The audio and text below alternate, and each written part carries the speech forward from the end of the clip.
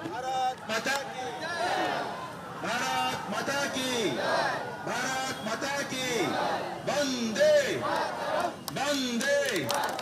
वंदे, भारत माता की,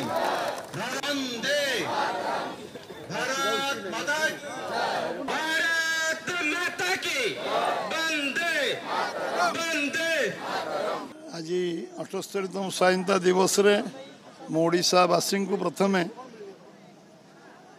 भारतीय जनता पार्टी ओडिशा तरफ समस्त को शुभेच्छा जनइबी, धन्यवाद देवी, अभिनंदन जनइबी। एभली एक अवसर आम कष्टलब्ध स्वाधीनता दिवस आज पालन करचु। आम एकता अखंडता आम संस्कृति परंपरा को बजाय रखापी, आम गणतंत्र को आहरी शक्तिशाली करने एवं राजनीतिक व्यवस्था को आहरी शक्तिशाली करने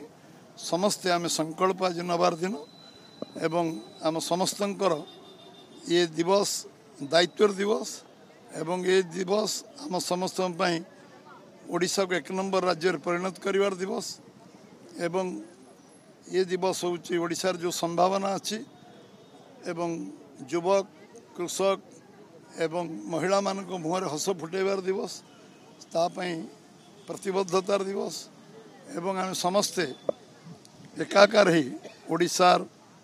जो संभावना अच्छी, जो खनिज संपद अच्छी, जो बेलाभूमि अच्छी, जल संपद अच्छी, जंगल संपद अच्छी एवं विभिन्न मानव संबल आम पाखे जहाँ अच्छी ओडिशा रे